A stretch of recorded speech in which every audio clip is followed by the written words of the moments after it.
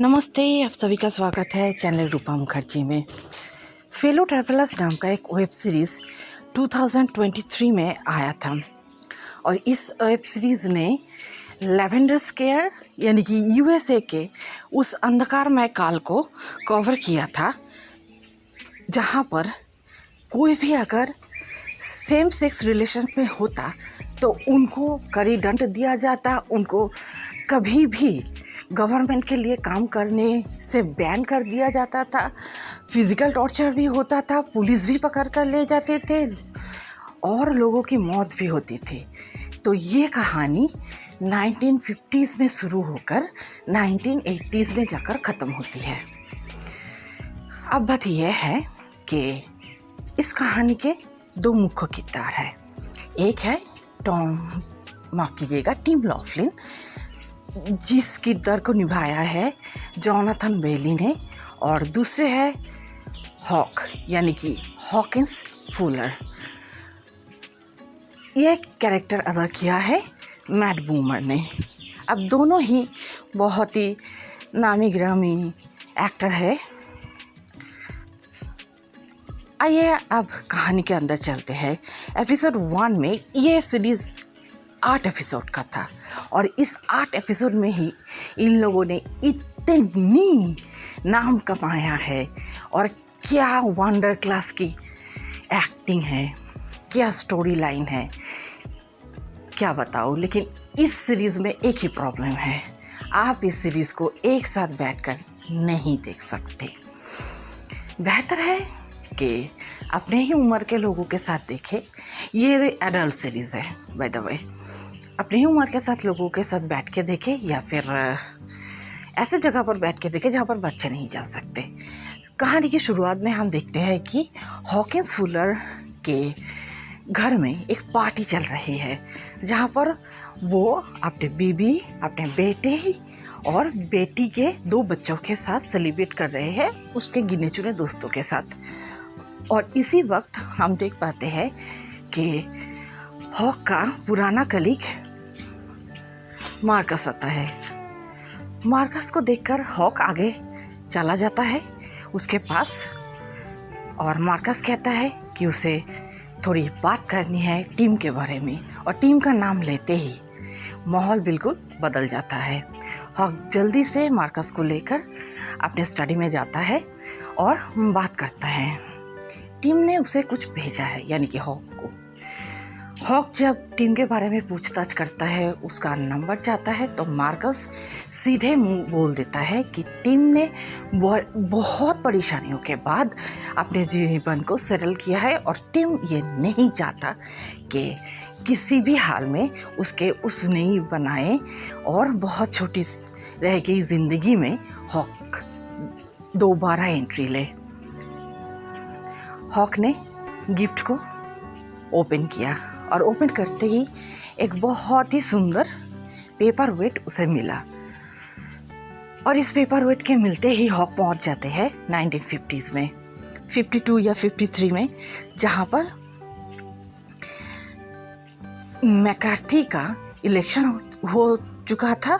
वो इलेक्टेड हो गया था और उसी इलेक्शन में जीतने के लिए एक बहुत ही बड़ा जश्न हो रहा था।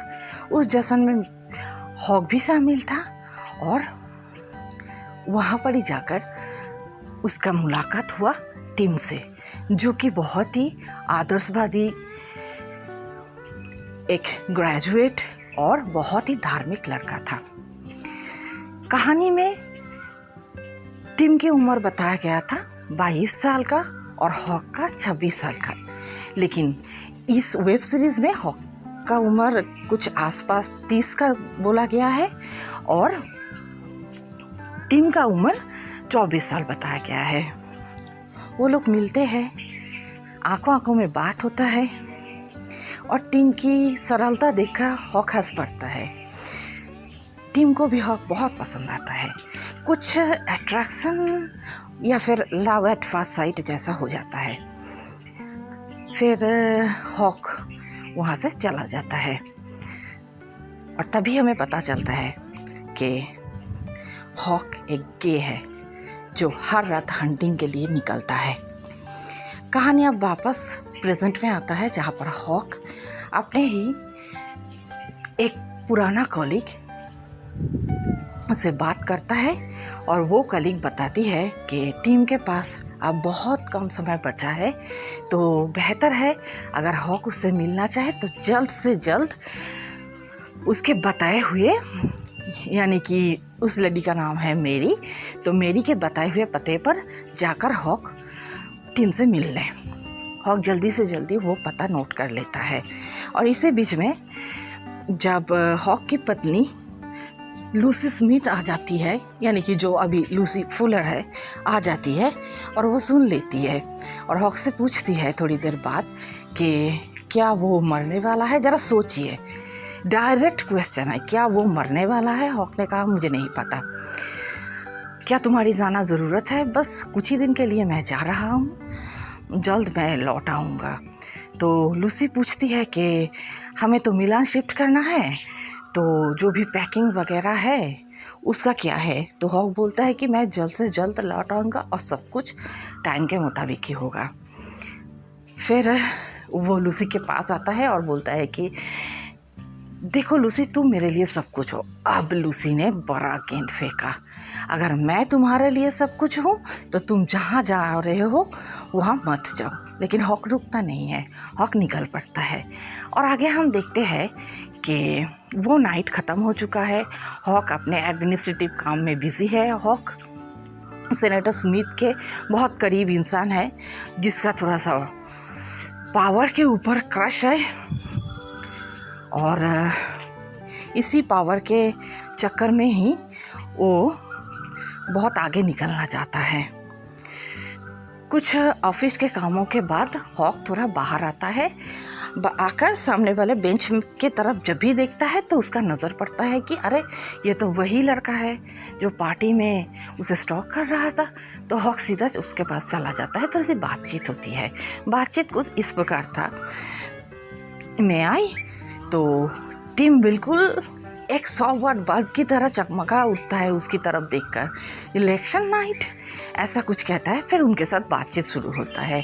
हॉक उसके बारे में पूछता है। टीम अब बोलता है कि वो पॉलिटिकल साइंस में डिग्री किया है, हिस्ट्री भी था, उसने 3 महीने का इंटर्म भी किया है और वो अपना करियर वाशिंगटन डीसी में स्टार्ट करना चाहते हैं।